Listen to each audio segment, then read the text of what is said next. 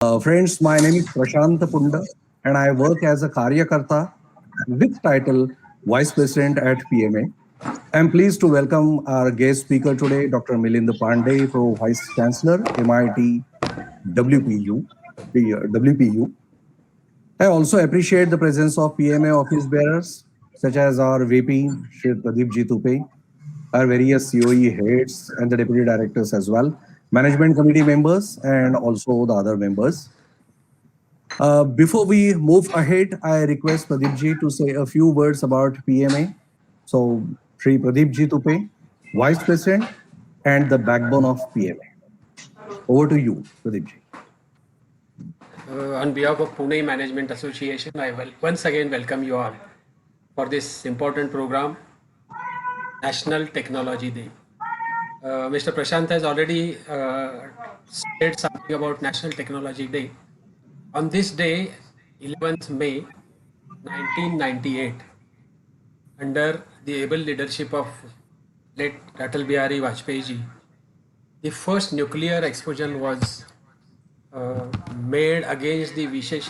Okay, explosion is one part, and against the wishes of the so-called developed nations, and literally kept everybody in dark. Nobody was aware that what is going on in Pokhran. So this is the one of the great achievements of technocrats and engineers working in this field, working for this particular you can project.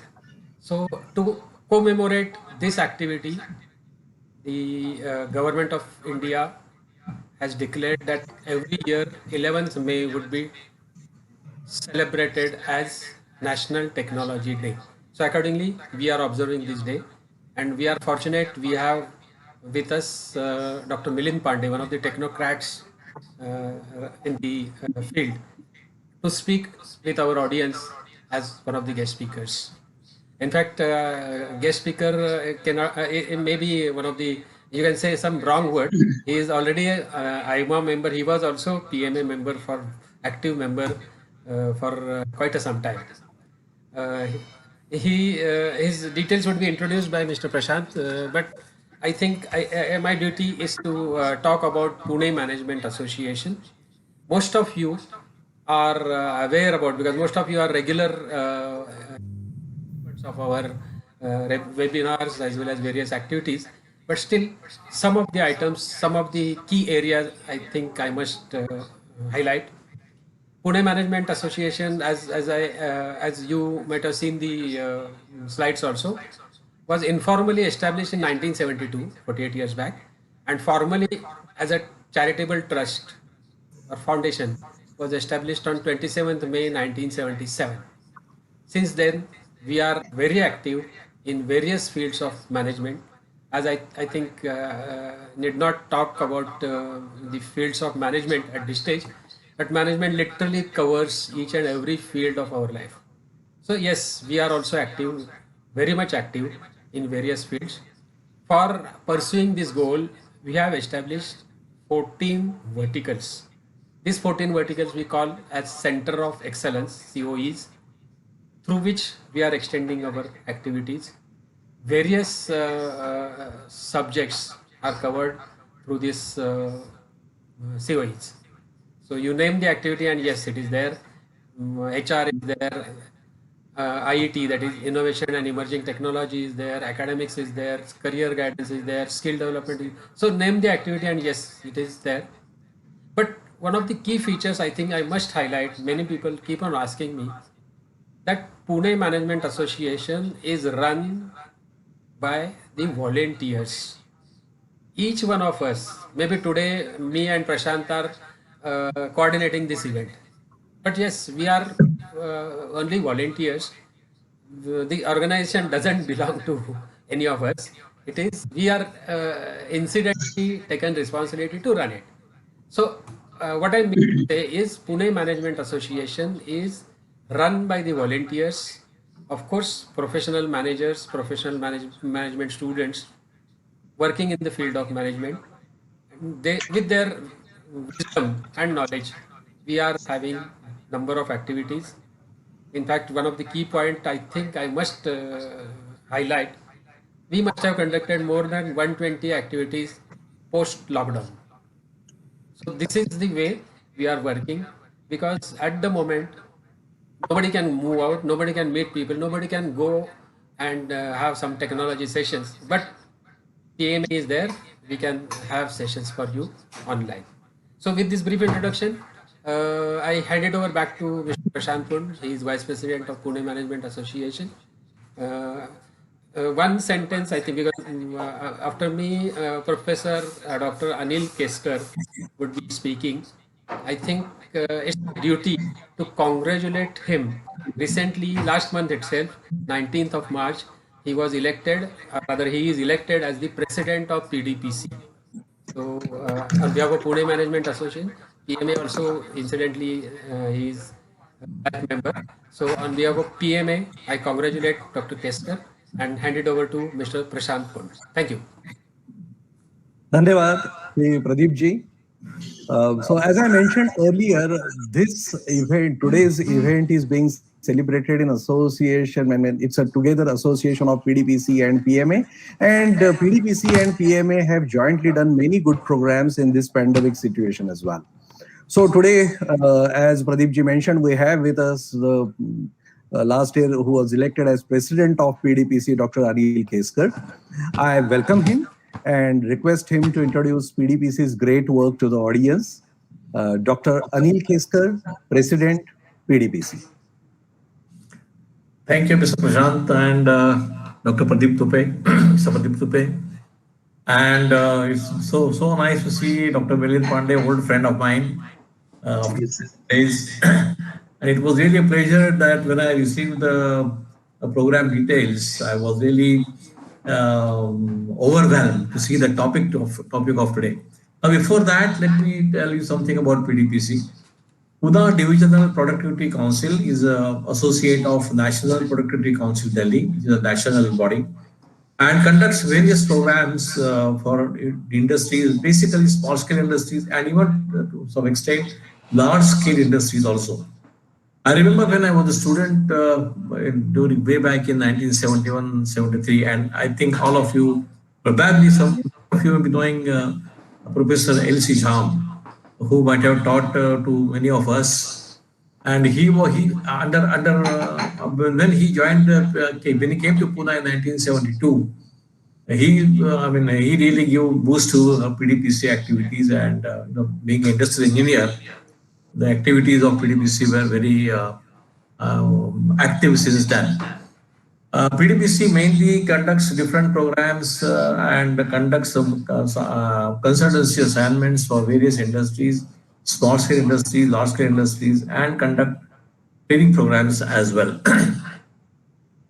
Now, I'm really overwhelmed, as I told you initially, that looking at today's program, in today's scenario, what we are going through for the past about more than a year, and even before that, healthcare management has been a very, very important aspect.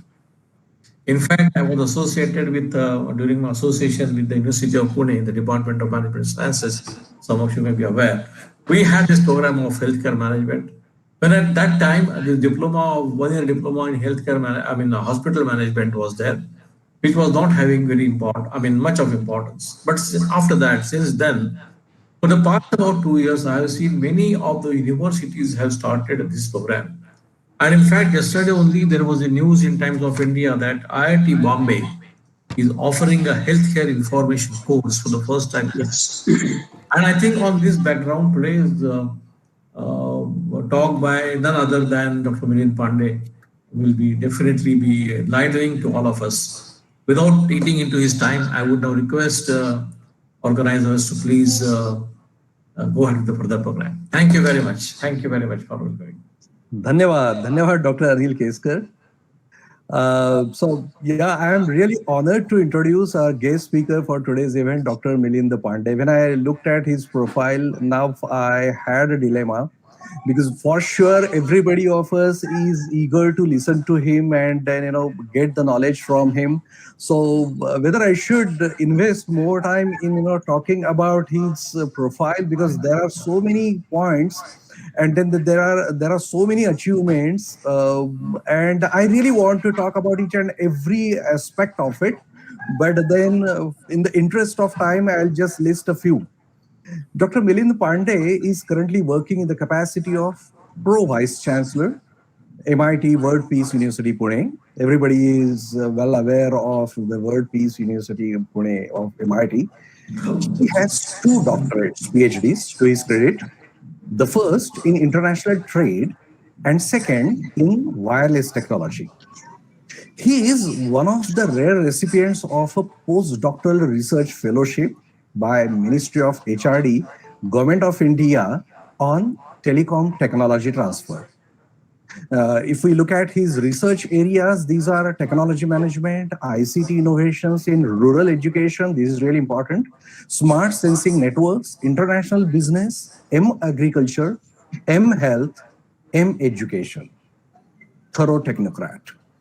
He has co-authored a world-class textbook on mobile communications titled Next Generation Mobile Communications, Mobile Infra Technology Management and Data. This is published by McGraw-Hill Education.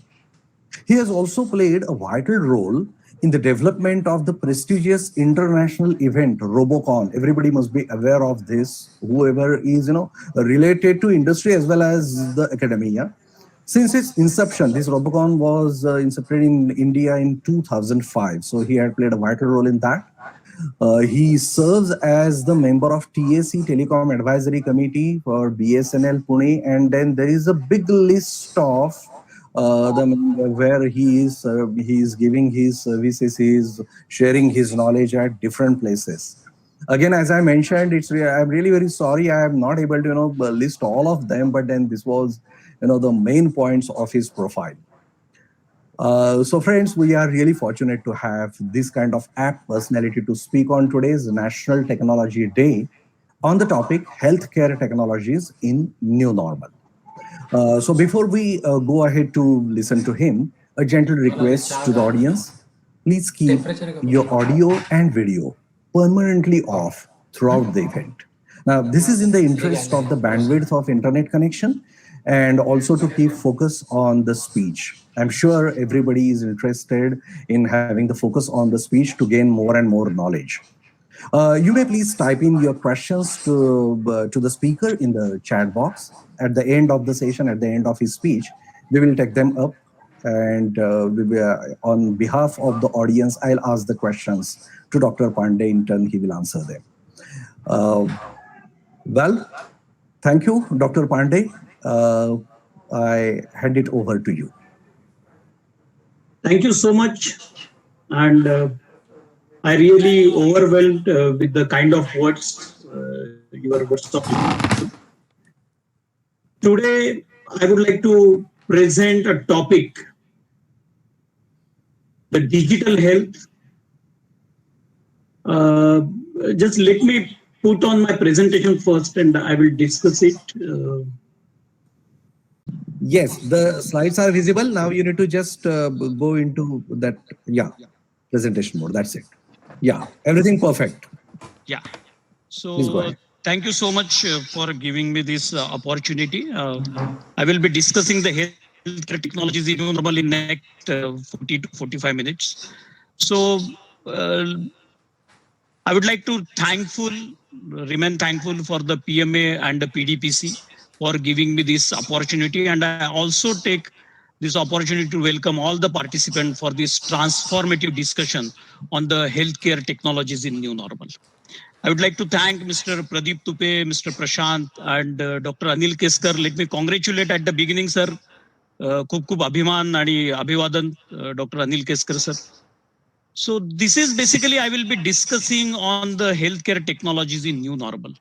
This is basically the technologies will be helping in the digital healthcare. So the artificial intelligence to artificial wisdom, the ultimate aim of this discussion, this transformative discussion, is moving to the smart healthcare system in this corona pandemic. So artificial intelligence to artificial wisdom is the topic. It's rightly introduced by Honorable Dr. Prashant. my short profile. I got the opportunity to work with Abdul Kalam Sahab on his concept called Pura.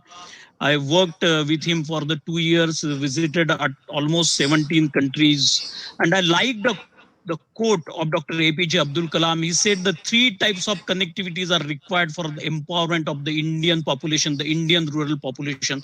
That is the physical connectivity, electronic connectivity, and knowledge connectivity. In today's pandemic, the electronic connectivity and knowledge connectivity is very important. But when I'm speaking about the holistic digital health, the technology and humans, the hand in hand for the better healthcare.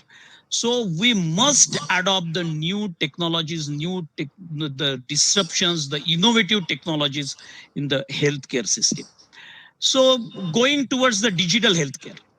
My friends, let me tell you, the digital health will not replace the conventional system, but it will supplement and complement the doctors. This is the underline of this digital healthcare system.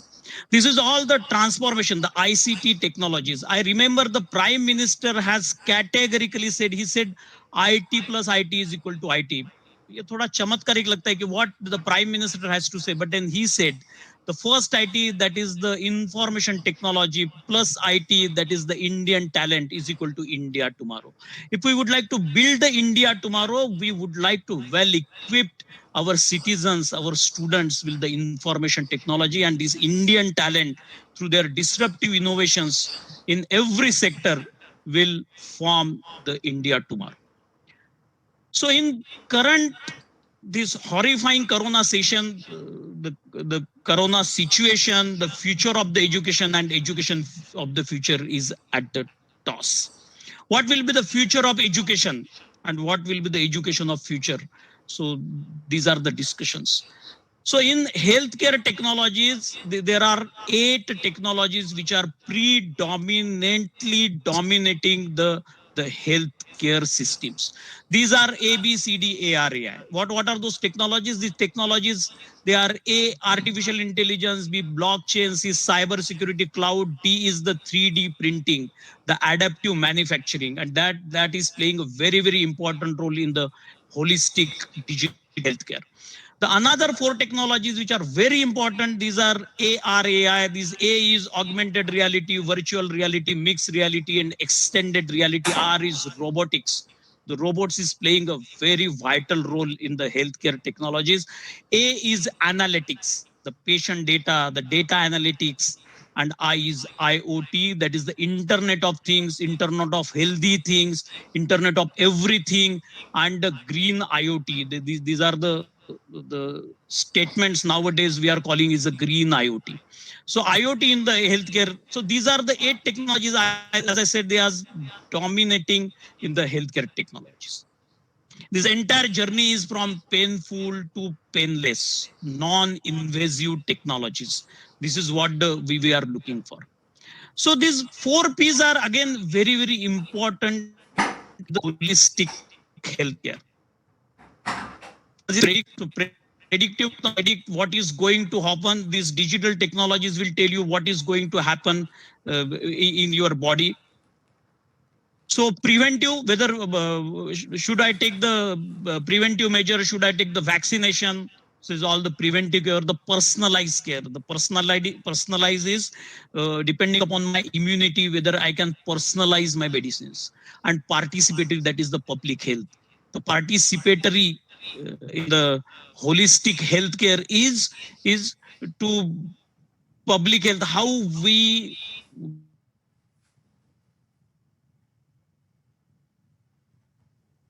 go to the public, how this 5.0, health 3.0. When I said education 4.0, so it means the 1.0 is all Guru Shishya Parampara, 2.0 is when printing press got invented, ink got invented. The third is when WWW came into existence in 1991 and onwards, the education 3.0 and 4.0, we said the education 4.0 is the education with technology. The personalized education, the education through machines, and the same story is with the health 3.0, the real-time monitoring systems with all with the help of technology, with the help of machines. So this is the health 3.0. Also, we are using the word called 3Bs in healthcare. This is biology, bytes, and bandwidth.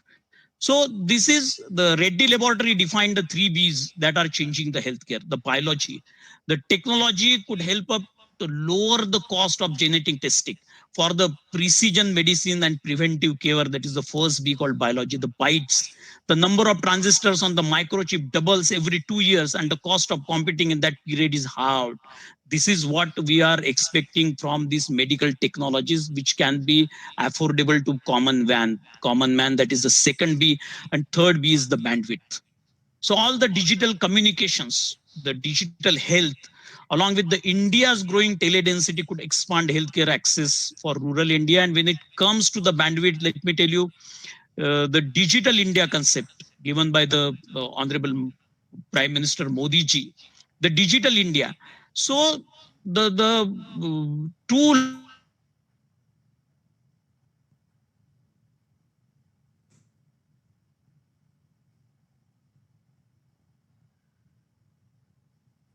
population. And this is what the bandwidth, the third B of the discussion. Before getting into the healthcare technologies, let me tell you what is the current status of the healthcare system in India. The India spends only 3.6% of the GDP on the health, where US is 60.9, the Germany, Russia, and China is 5%. And this gives a wide scope for the private sector to invest in the healthcare startups. Various initiatives by this current government, that is the National Digital Health Mission, Atmanirbhar Bharat, the Arogyam Setu, and so many things. But the underlying statement is the shortage of the doctors, shortage of the paramedical staff, and what is the reason for it? Why there is a shortage of doctors in a country like India? Why you are spending a very minimum of the GDP?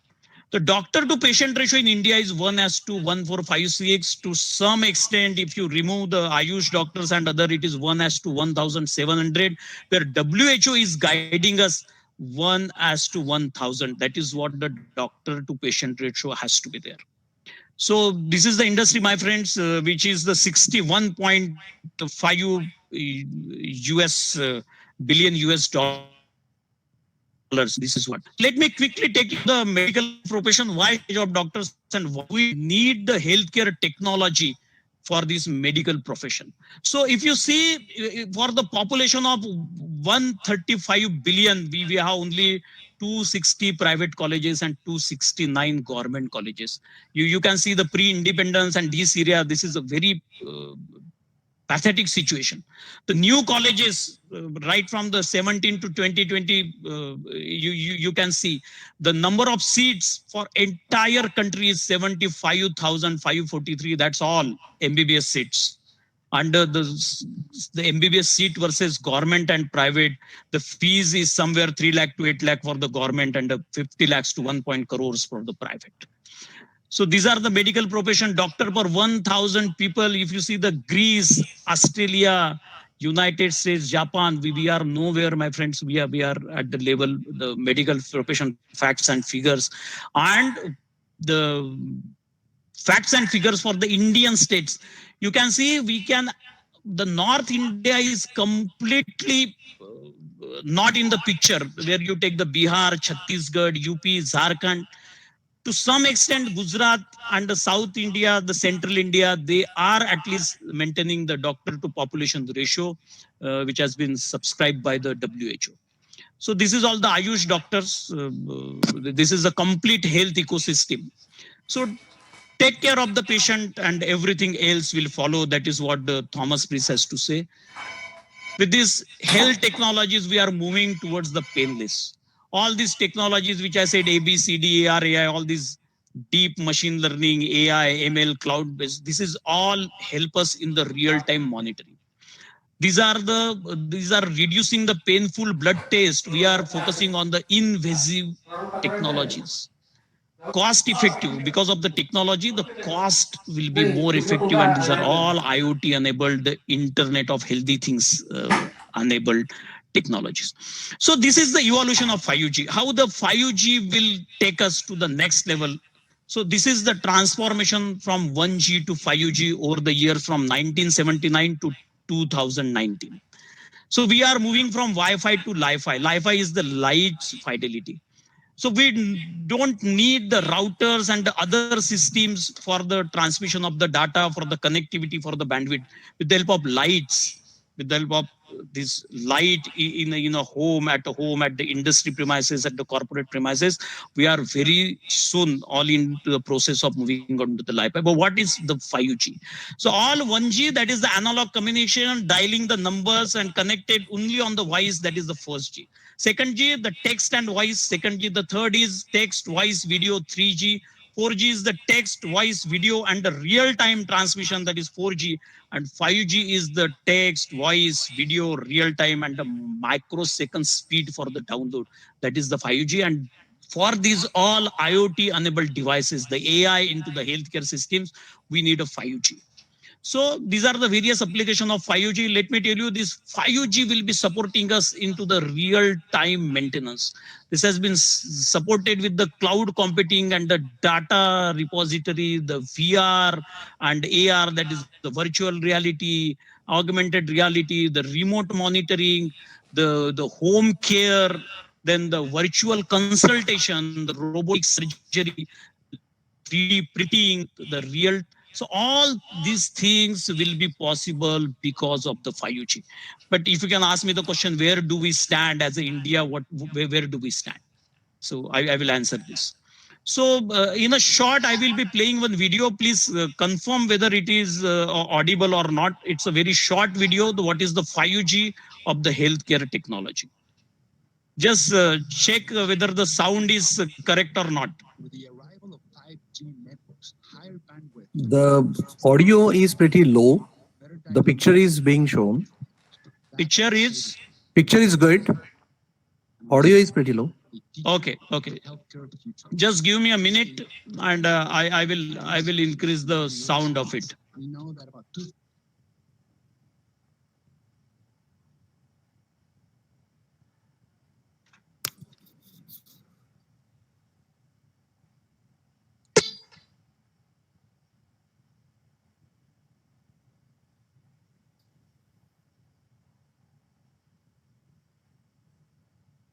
Yeah, please check now, sir. Sure. the Video is visible. 5G networks, Audio is clear, sir. lower latency will directly contribute. Yeah, we can hear that. We can hear it. Audio is clear, sir. Yes, we can hear. Okay, thank you. I will continue. With the arrival of 5G networks, higher bandwidth and lower latency will directly contribute to better diagnosis and faster triage. That will save lives. My name is Rafael Grossman, and I'm a surgeon, a teacher, and a healthcare futurist. Today, there aren't enough healthcare resources to meet the world's needs. We know that about 2/3 of the world's population, about 5 billion people, don't really have access to safe surgery or to affordable surgery. We need to really use the technology that we have at hand, like 5G, to shorten that gap between what we can offer and what we need to offer. The clarity of high-definition video in 5G will make telehealth experiences more comfortable and accurate for rural and remote patients. As a surgeon, the more I can see, the better my diagnosis. 5G connected wearables will facilitate streaming of real-time data. They can monitor how much you are active, or your heart rate, or even your blood pressure with the touch of a button. The use of virtual and augmented reality will be invaluable for providing lifelike experiences when teaching medical procedures. Healthcare is about communicating and connecting better. Having no perceptible latency will allow us to have a real life conversation, but at a distance. We know that 80% of people with healthcare questions don't need the physical contact with a provider in order to be successfully advised or treated. Remote surgery using semi-autonomous robots will be feasible. So will the use of AI and deep learning to analyze CT scans, MRIs, X-rays, and other imaging studies to vastly improve our medical diagnosis. I think 5G is going to cause a paradigm shift in healthcare. Everything from prevention to treatment to rehabilitation, teaching and mentoring will be enriched. 5G will elevate the quality of care throughout the US and around the world.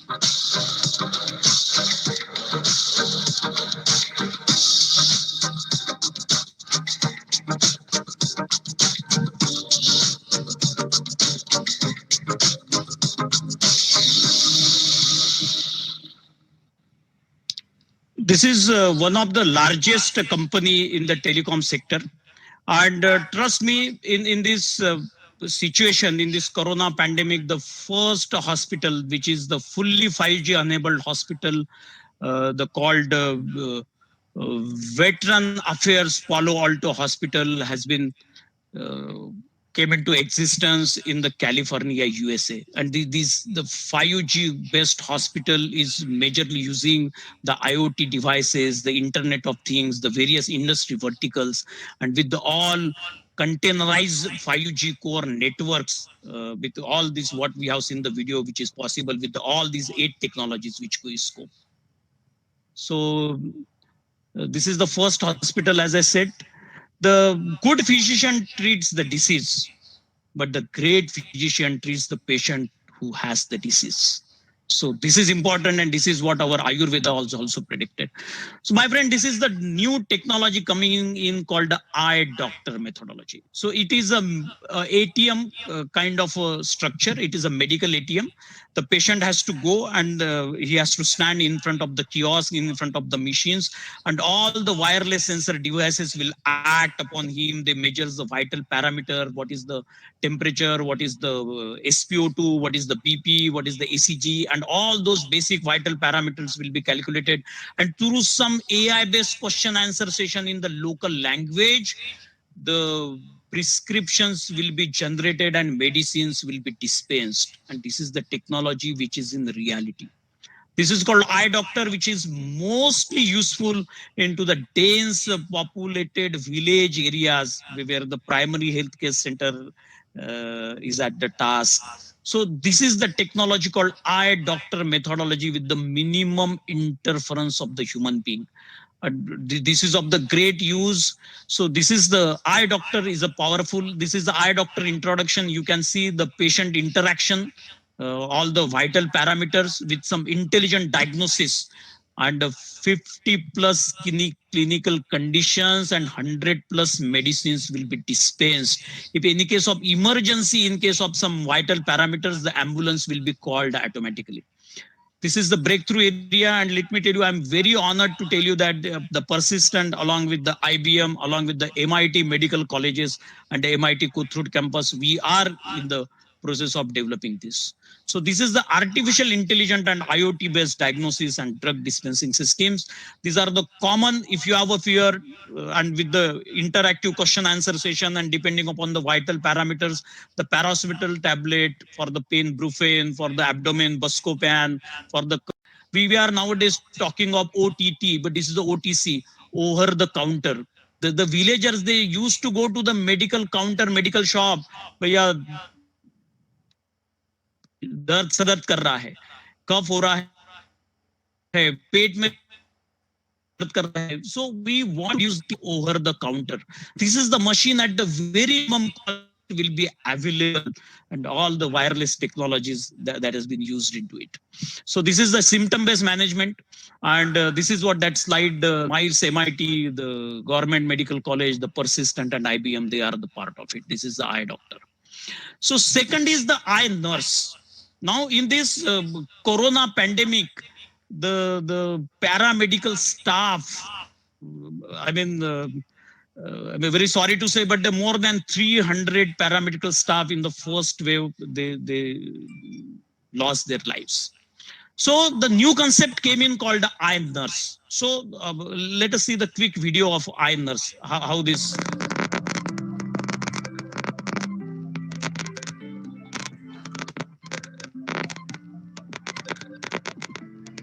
I hope the sound is clear, sir.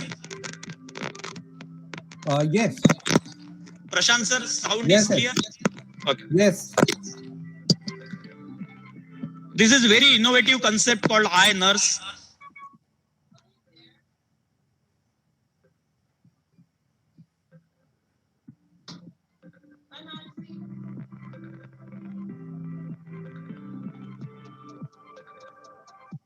audio level can be a little bit more. Pardon, sir? Audio level can be made a little bit more. Okay, I will do that.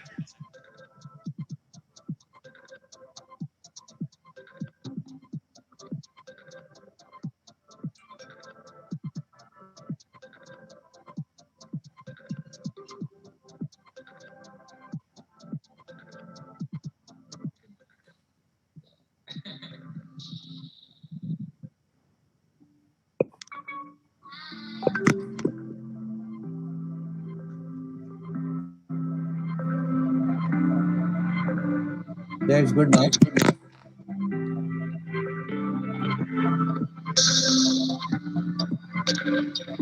This is all what the paramedical staff is doing for the patient care system.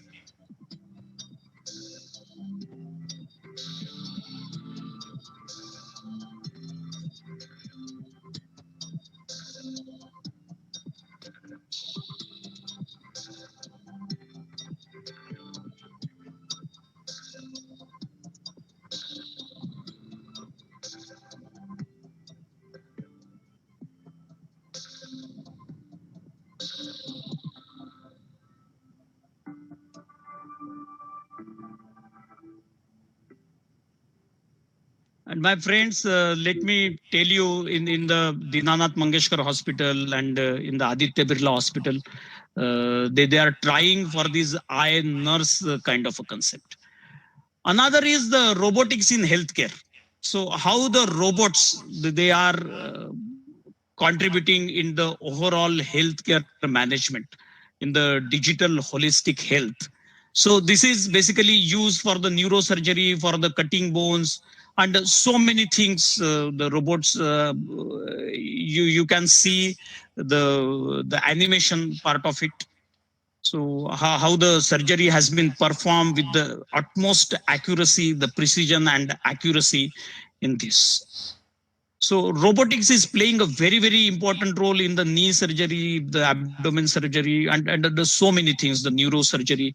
So a lot of information, and nowadays the robots has become an integral part of the surgery nowadays. So the robotics in healthcare. So I will skip this video in the interest of the time, but then the take care of your body, and it's the only place you have to live. This is the statement by Mr. Chim. And what is the importance of technology in healthcare? I mentioned in the beginning, this is for anybody, anytime, anywhere. This is what the technology in healthcare, which is the real-time record, the improved the medication safety, and the medication, better medication reconciliation. So in IoT in COVID-19, so we came across these two common terminologies: pulse oximeter, SpO2 कितना है, तुम्हारा temperature कितना है, all the IR thermometers. So what are the other forms in COVID-19 IoT?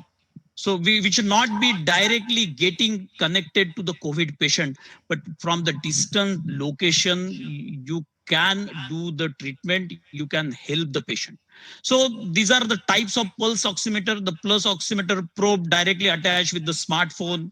So you need not to have, even if the app can take your SpO2, the pulse oximeter with NFC, that is the near field communication, the forehead sensor that can be used, the pulse oximeter, and even for the wildlife, the tongue probe is there. So these are the various types of pulse oximeters. In continuation with this, the ring pulse oximeter is there, the wrist pulse oximeter is there, for the neonatal wrist pulse oximeter is there, the wireless pulse oximeter is there.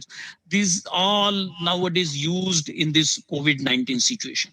So what are the different blood pressure instruments available? These are all the device technologies came because of this COVID-19. So finger blood pressure monitoring, the wrist blood pressure monitoring, the cuffless blood pressure with the wire, with the wireless blood pressure monitors. This has been popularly used in eye health. Nowadays, the various thermometers, even the talking thermometers, they will track your fever, they will tell you the symptoms in advance, the medications, and even they suggest the diagnosis for you. These are the smartphone attached thermometers. They are also supporting the human body, understanding the water level, food and environment temperature. These are all the thermometers type. The various blood pressure instruments we discussed, the smart glucometers.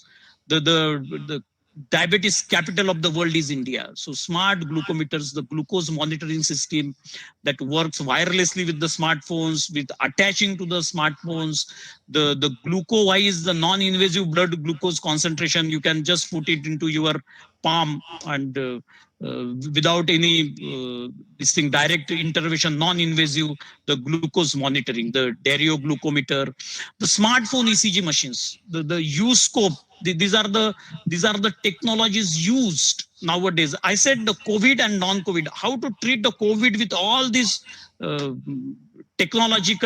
advanced technological instruments, the completely redesigned stethoscope for improved ergonomics, which can reduce pressure on the ears. Doctor has a big problem if they treat the patients from entire the day, these spatial stethoscope reduce the pressure on the ears, the comfortable fit while wearing it. The Cardia mobile EKG, this is a special mobile with the device. Just you have to put the 2 fingers of the right hand and left hand, you will get the complete cardiogram on the mobile. These are all smartphone ECG machines with all the wearable devices. Even the 12-lead ECG and pulse oximeter is integrated. You can just put this 12-lead ECG at your home and your doctor will monitor remotely. So what is your pulse rate and where is the heartbeats, how it has been measured.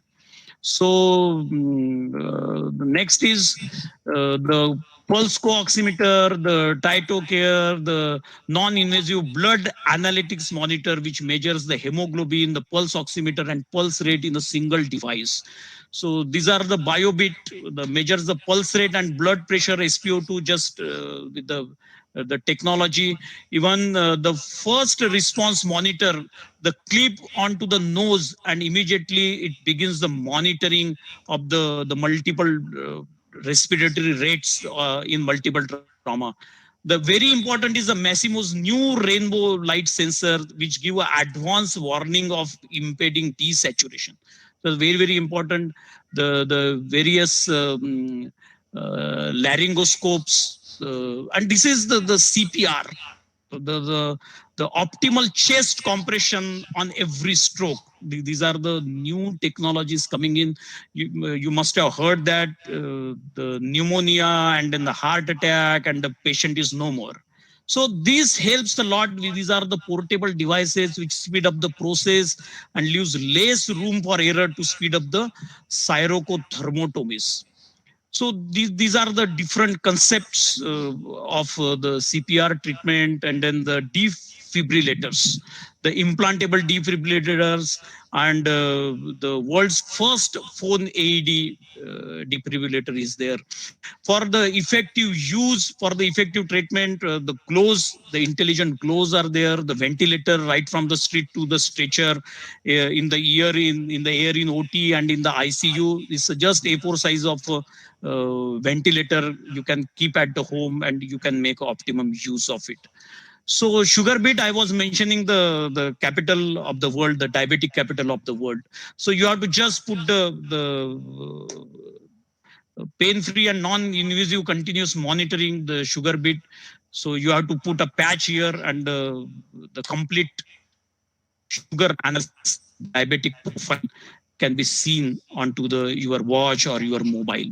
So smart contact lens, this is the new technology. You need to put it into the eye, and the glucose level in tears by nanotechnology can be measured. This has been developed by the Google and Novartis.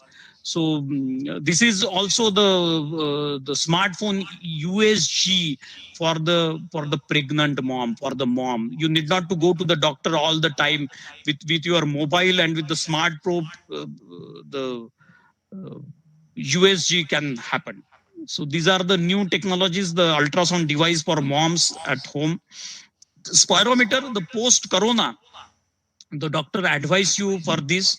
So flawlessly you can connect with your smartphone and so that you can easily see and share the result of the test, you need to practice on the spirometer. And these are the smart spirometers linked with the mobile technologies available.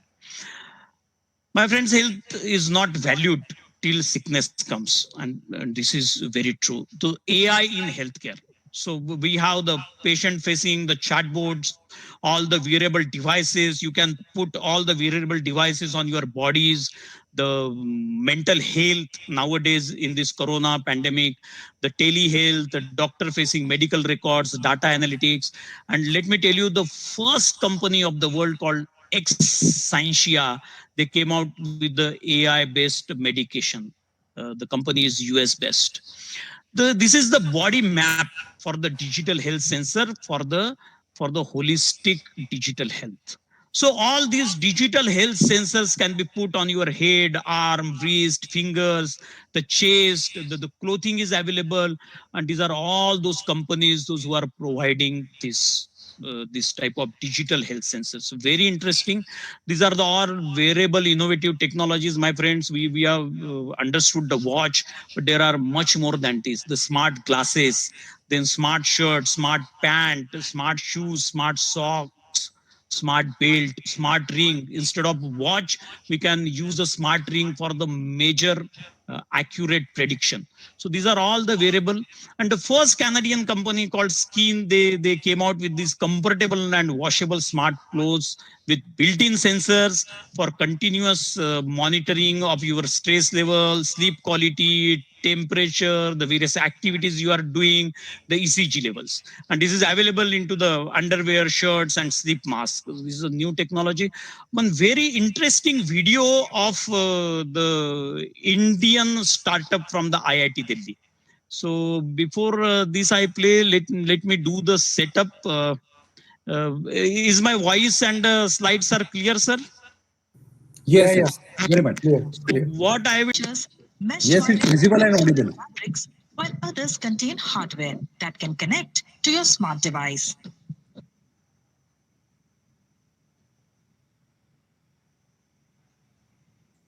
Clothes. Smart clothes are traditional clothing items that have been enhanced with modern technology. Some features mesh wiring woven into their fabrics, while others contain hardware that can connect to your smart device. Some have GPS chip and some have pressure sensors. Here are some of the smart clothes. Smart socks. They contain advanced sensors built into each socket to detect precise data on how your foot lands while walking or running. It can also help to track speed, steps, distance traveled, etc. Smart jacket. Smart jacket can control your phone calls, control music volume, and can even tell you when you wore it the last time and at which event. Smart sleepwear. They can absorb heat from the wearer's body and increase sleep quality. Charge phones with bands. When we move, we apply pressure. If we had clothes that had piezoelectric cells built in, meaning the cells which convert pressure to electricity, we would be able to harness all of that energy and make it charge our phones. So this is all about the smart clothing. Now, quickly, I would like to take your attention on the role of AI in healthcare, that is the artificial intelligence. As I said, the early detection, the improve the decision-making process, the expanded access to the medical services, and the most importantly, the at the end of life care for the senior citizens, this AI is playing a very vital and important role in engaging the senior citizens. So this is a very, very important aspect of AI. The As I said, the healthcare is vital to all of us some of the time, but public health in this, particularly in this corona pandemic, is vital to all of us all the time. So this is the AI in healthcare. The IIT Kharagpur developed this AI based system to track the social distancing. So this is the low cost device which can detect the gap between the individuals. and the device will play a proximity alert sound through the audio output for the social distancing. This has been very much developed at the Indian way. This is the thermal sensor used to scan the body temperature. So this thermal sensor used in a mob to scan the body temperature and can give the conclusion. This is, we heard of this many times, the aerial thermography using drones with camera. This is one of the system developed by the doctor to track coronavirus outbreak with the help of curve. They are reaching out to the public, asking them to cough, and with that input of the curve, they are diagnosing whether the coronavirus outbreak in which areas. This has been developed at one of the university in USA. So this is the technology part of it. The good news, your cholesterol has stayed the same, but the research findings have changed. So Indian startup, what are those Indian companies in last 2 through 3 years, they made a difference. Let me tell you, we mostly talking about the MBBS, and that is the allopathy system, but Ayurveda has to offer a lot in this COVID infection. The Ayush Mantralaya is working hard in helping out the COVID patients. But how the AI systems and Ayurveda can come together and can help in getting the patient out of this COVID infection. The definition of health in Ayurveda is very simple. They said, Sama doshaha samagnisha sama dhatu malakriya prasannatmendriya manaha swasthya iti bhidiyate. That means the one whose doshas, the vata, pitta, kapha, the function of doshas and malas, the mala, the three types, the waste products, are in state of equilibrium, then the person is cheerful, Atman, mind, intellect, and sense organs is designated as healthy. Whom to be called as a healthy, that has been clearly indicated by this shloka. So components of health, again, two types, the physical, psychological, spiritual, and all these dosha, agni, dhatu, mala, indriya, manas, and atma. So this is, and how it has been integrated with the AI in Ayurveda. This is the technique, this is the technology. The first, with the help of all these advanced technologies, the clinical picture, the radiology, as I said, by measuring all the vital parameters, with the all data in permutation, then cognitive domain analysis, the interventions into it, then the monitoring various parameters, the morbidity, mortality, survival, quality of life, can be compared, and the outcome, again the feedback given to the interventions, and this is all the real-time management of the patients. And the best example of this technology called Nadi Tarangini. So Nadi Pariksha has been given by the Ayurveda to all of us. The Vata, Kaph, and Pitta. This is the Nadi Pariksha. This is the technology developed in Pune. The technology called the Nadi Tarangini. This is called the Nadi Pariksha system. And by observing the Nadi patterns on the screens, again, that has been directly connected to the mobile, the Vata, Kapha, Pitta patterns will appear. That has been compared with the healthy patient, and then the differences will suggest you, so what to practice, what to medicine, what the fruits or any the diets you need to take. So this is what the very important concept. You can see on my left hand side, there is a machine. The patient has to put his arm, raised arm on that machine. The clinician will take that device and put it onto your nadi, and that's called doctor's unit, patient unit. And a very interesting, very small video of 40 seconds how it works. Place the patient's hand on the handrest. Now, place the sensor on the wrist as shown and capture the nadi patterns for a minimum of 1.5 minutes. If the app shows regular, rhythmic BPK patterns, you are using the device correctly. The presence of a red overlay on the graphs indicates that the patterns are not rhythmic. This shows the complete 10-second graph of all three signals: Vata, Pitta, and Kapha. Blue is Vata, red is Pitta, and green is Kapha. The same composite graph is shown as three individual patterns. This is a single Nadi beat benchmarked against the average healthy graph for that dosha. This is the report with all key parameters and reference ranges for easy interpretation. Detailed diet recommendations based on your Vikruti are provided. Ace the patient. So this is what the very important concept of this. And then the Indian startup, as I said, the portable, and this Nadin Tarangini is available in the market. This is for your home care. If you believe Ayurveda, this holistic health system, so the doctor can treat you based on the patterns of the Vata Kapha Pitta. So this is the portable foldable mobile lab. This is a pathology lab which has been used for the villages in this particularly corona pandemic, visiting the villages, offering them the mobile pathology lab for the various parameters. These mobile lab parameters for the measurement of the glucose, HB, urea creatinine, uric acid, lipid profile, joint pain, liver, diabetic test, bilirubin, so many things. The 23 tests can be done with this mobile patho lab at the affordable cost. And again, this is the Indian startup. I will not get into the video of it, but this is another technology, the Indian startup in this pandemic particularly. If you prick your finger and if you take a photograph of your blood drop through your Android mobile, you will get the 4 parameters on your screen. What is the red blood cell and what are the white blood cells? So this is one of these. This is again one of our faculty member came out with the Care Mother, the well honored by the President's Award and Prime Minister Modi Award. The title of this is the Care Mother. In Gujarat, the maternal mortality rate he has reduced from 32 to 2. And this is the technology, the home care, the FetoSense, where this cardiotocography, the CTG and non-stress test has been done of the pregnant woman, the pregnancy care. This is called Anandi Ma, the pregnancy care for rural mothers. So this is the well technology.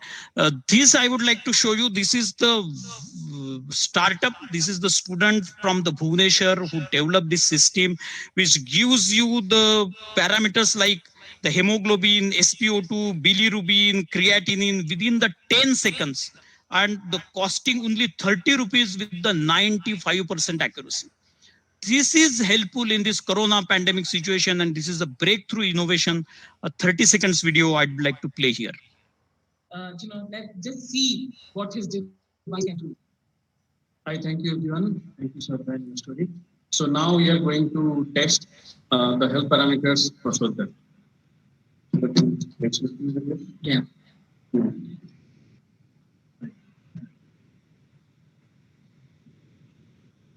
So the device started collecting the data.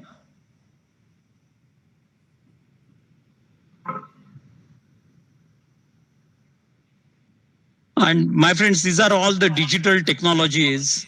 So test is done. For her, hemoglobin is 12.4, oxygen saturation is 98, bilirubin is 0.82, creatinine is 0.73, and random glucose is 120. So all these tests done within less than 10 seconds. Wow. And you are healthy. Thank you. So this is the technology which is really helpful in this corona pandemic for the villagers. So non-invasive cancer detection device has been developed by the IIT Bombay, Dr. Nair, with the help of the probe. The optoelectronic concept has been used with the light, and that will pass on to your body, and through the color therapy, they will detect the cancer detection device. I will not get into the detail of it. This is the wearable technologies, the glucose sensing while sweating. So this is the device that can monitor glucose levels along with the vital signs.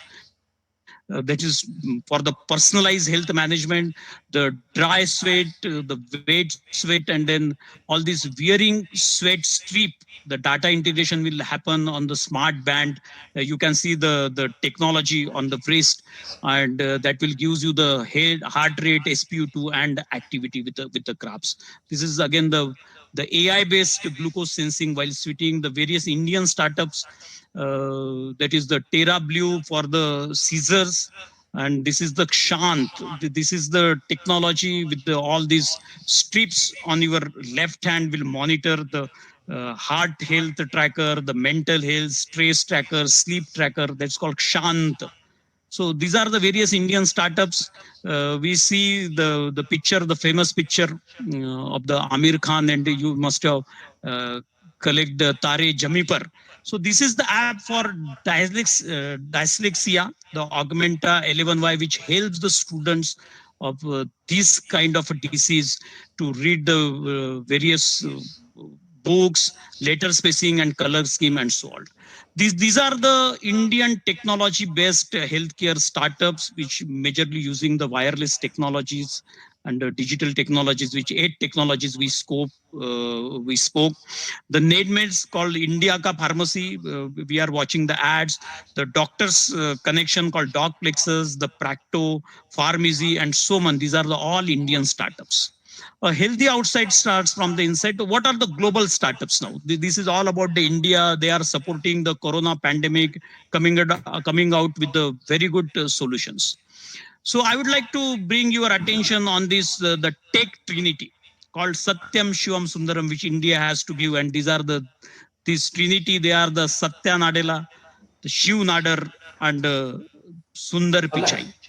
I remembered Satya Nadella came to India and Delhi, and they demonstrated this virtual reality and augmented reality with the blind peoples, and blind people can understand or can give you the who is passing, who is sitting in front of them, who are the walking on them, what type of shirt he wore, what is the color of the shirt, whether he has wearing the goggle, or so many things that blind people can tell you. So this kind of technology, the Microsoft developed for the blind people.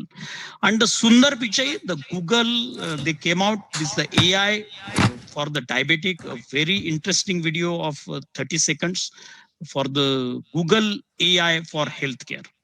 AI is going to impact many, many fields. And I want to give you a couple of examples today. Healthcare is one of the most important fields AI is going to transform. Last year, we announced our work on diabetic retinopathy. It's a leading cause of blindness, and we use deep learning to help doctors diagnose it earlier. And we've been running field trials since then at Aravind and Sankara hospitals in India, and the field trials are going really well. We are bringing expert diagnosis to play. There were things which humans quite didn't know to look for, but our AI systems offered more insights. Your same eye scan turns out holds information with which we can predict the 5-year risk of you having an adverse cardiovascular event, heart attack or strokes. So to me, the interesting thing is that, more than what doctors could find in these eye scans, the machine learning systems offered newer insights. This could be the basis for a new non-invasive way to detect cardiovascular risk, and we just published the research, and we are going to be working to bring this to field trials with our partners. Another area where AI can help is to actually help doctors predict medical events. Turns out doctors have a lot of difficult decisions to make, and for them, getting advance notice, say 24 to 48 hours before a patient is likely to get very sick, is a tremendous difference in the outcome. And so we put our machine learning systems to work.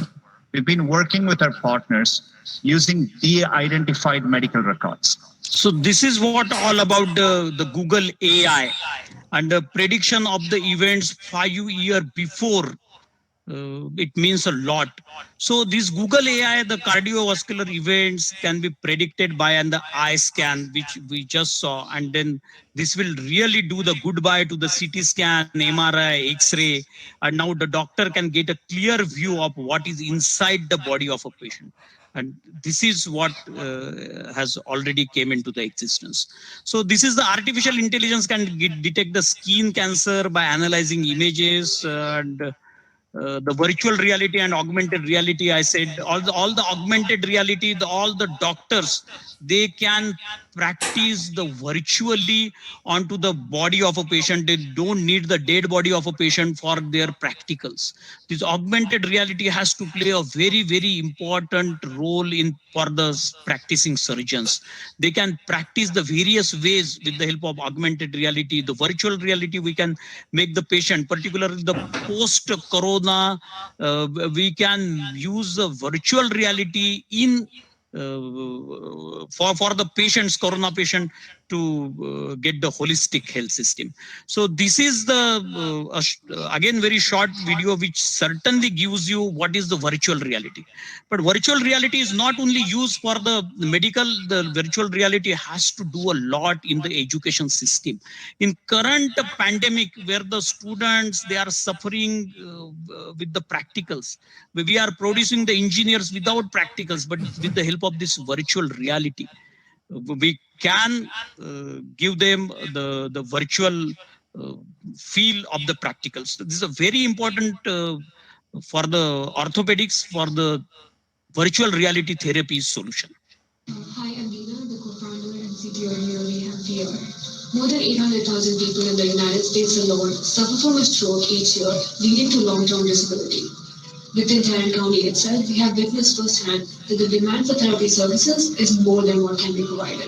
At NeuroRehab VR, we provide a new, engaging, and innovative solution by developing virtual and augmented reality training exercises that immerse the patient in various 3D therapy scenarios to help stimulate the brain and form new neural pathways.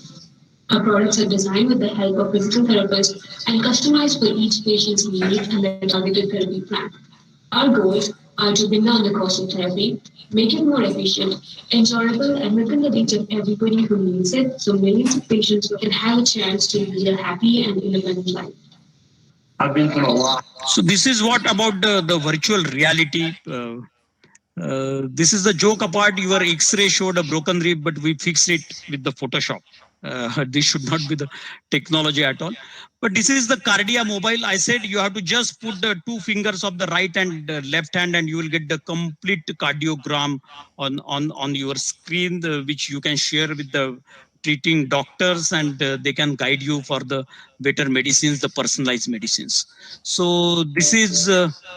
And this is very important. The Think Lab came out with this electronic stethoscope where the patient need to put the earphones and the stethoscope on the chest, and with the help of device, the remote located doctor will measure, will treat you, will diagnose you, will measure you.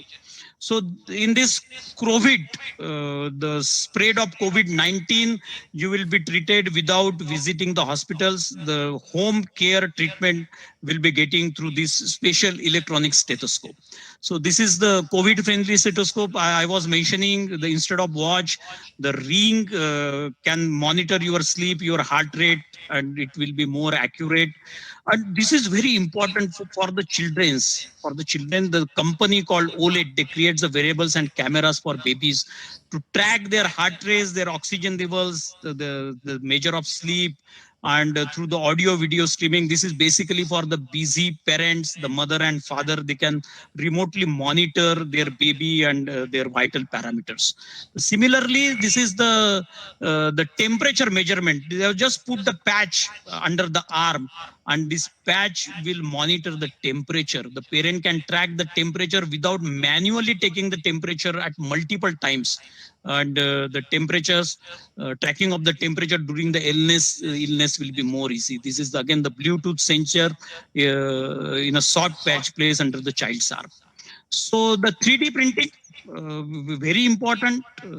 This is the breakthrough innovation in the healthcare system. 3D printing, additive manufacturing is called. It's the 3-dimensional model prepared, ear, then your heart, and then so many things in the interest of healthcare.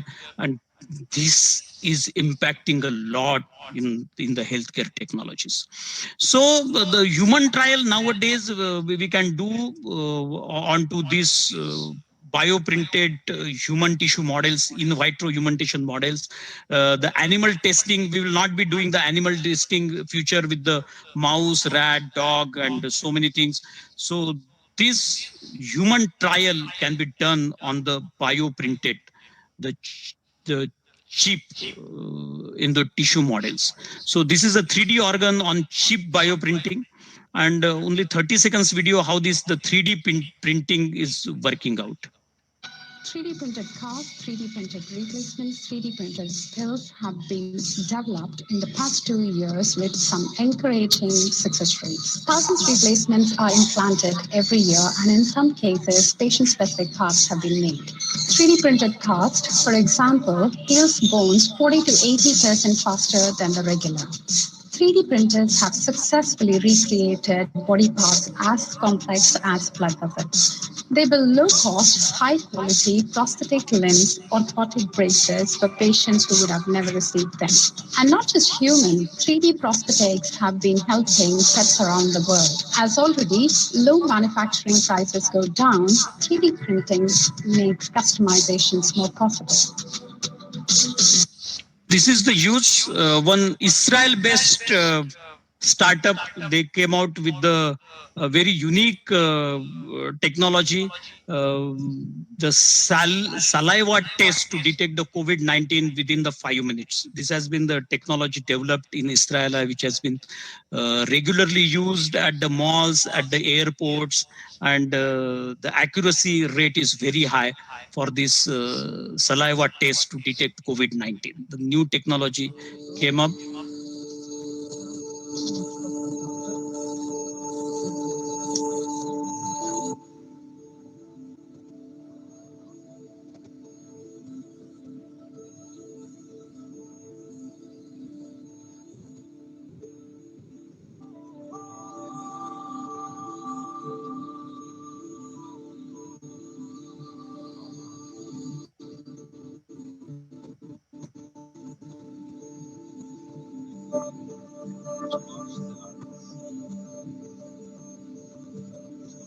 So this is the virus detection within the shortest possible time. My friends, these are the few innovations from our pharmacy department of MIT University. So this is the OncoDiscover, the liquid biopsy technology for detection of the cancer. One of the professor, Dr. Jayan Khandare, developed it, and the Honorable Health Minister of India, Dr. Harshvardhan, has launched this product. This is the oncodiscover.com. This is the liquid biopsy awareness. This is the beautiful campus of MIT, and you must have visited it, or you must be aware of it. So we have the pharmacy department with us, which has been engaged in developing the various products at this. So this is the small video of our pharmacy department. But one of our professor, Dr. Satish Polshettiwar, he has developed one method for the AI-based water purification model for real-time detection of the carcinogenic and metal contaminants developed by the students of the pharmacy. And so when we tested this drug on mice, nobody noticed any side effects, and you can see the patient. So what are the advantages of technology in healthcare? And we are at the end of my presentation. So advantages of technology in healthcare, this is the minimally invasive procedures. That is the first advantage.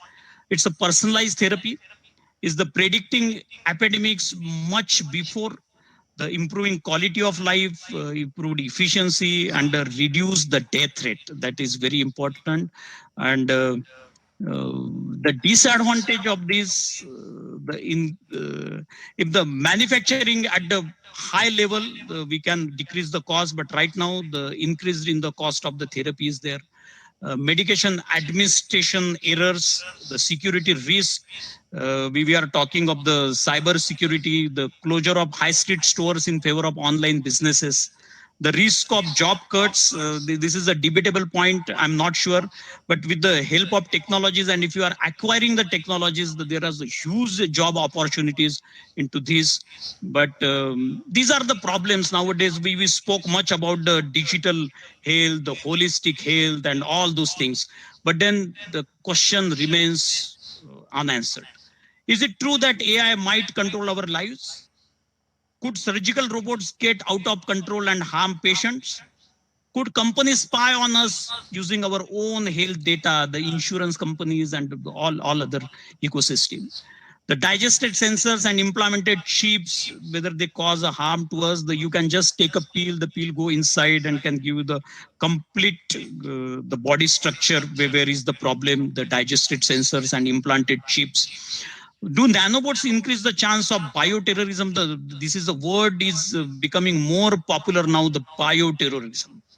So will robots take place the people? Answer is certainly not. And are portable medical devices reliable enough? This is the question the common man always asks. So the simple answer is, if it is the FDA approved, then this medical devices is certainly reliable. That is 100%. What is the future of this medical sciences and healthcare?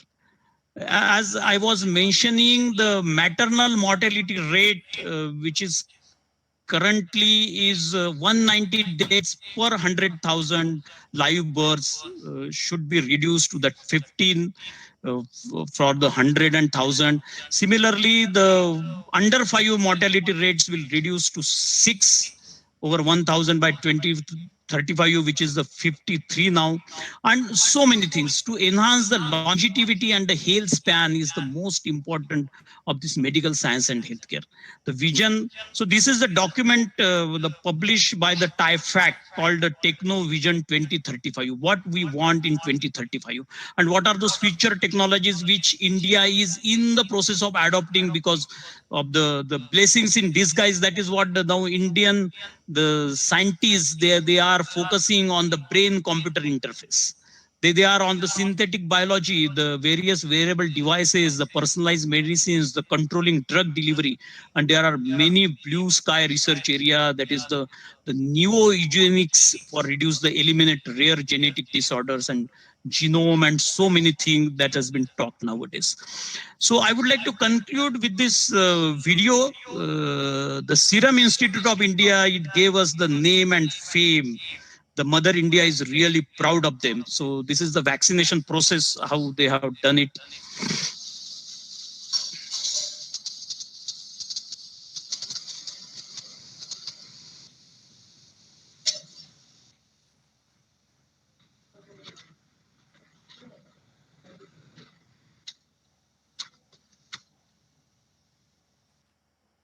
So there are so many therapies we discussed, but the Indian therapies, that is a mantra therapy. So this has a great power. Everyone of you are aware of it. This is the 3S mantra therapy. This is the perfect combination, the union of science, spirituality, and sustainability. This is called 3S mantra therapy. And in our Shanti mantra also, the Shanti, we are requesting the Almighty God, the Shanti Roshadhayaha, Shanti Aushadaya, Shanti Vanaspataya, Shanti Vishwe Devaha, and Shanti Sama, Shanti Redihi. So this is the medicine alternative, the mantra therapy, the yoga therapy, the chanting therapy, so many therapies which will be helpful in fighting this corona pandemic. And ultimately, our aim is Vishwa Kalyana Shantida Arogyam Dhana Sampada. If we want that world peace and the world progression, the Arogyam Dhana Sampada, the health is wealth, and this is what we called as the Arogyam Dhana Sampada. I would like to thank all of you for patient listening, and thank you very much for you. I'm ready for the questions, if any. Thank you so much. Wow. I can say just wow. You can see that when the knowledge and rich information, skill of explanation, and in a lucid language, all of this when comes together, you get the delivery, something like this. He has taken us really through the technology part of healthcare systems, and then he took us through the state of the healthcare system in India, 1G to 5G, advent of IoT and AI, AR, VR, and then their use in the healthcare. Like he mentioned about eye doctor, he mentioned about eye nurse as well. Use of technology in COVID-19 situations, how the different devices can be used in COVID-19 situations, the different instruments, I mean, in short, the whole canvas of the technology in healthcare system was displayed. Thank you so much, Dr. Pandey. Now, I mean, do you have time to answer a few questions? There are a few questions that I can see. Please, So, sir. Please. yeah, thank you so much. So there is a question from Dr. Dilip Deshpande, who happens to be the director of Center of Excellence of Innovation Technology, Innovation and Emerging Technologies. So the question is 4G technology and towers really bad for the birds? Further, 5G, 6G technology, are they safe for humans, especially for kids? So perhaps, the gray side of the technology that is being explored over here. It's a very nice question. A lot of debates and discussion, deliberations happened on this. Yes, unfortunately, that is a part. The 4G for the birds is harmful. That is there. That is there. Yes, sir. Yes, sir.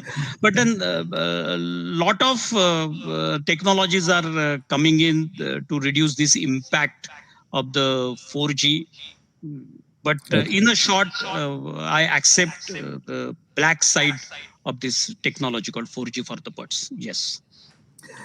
Okay, thank you. And then there is something related to the current situation of, we don't have enough oxygen available for the COVID-19 patients. So is there anything being invented or something worked upon, like wearable oxygen cylinders or something? This comes from Vinay Kelkar, our executive committee member.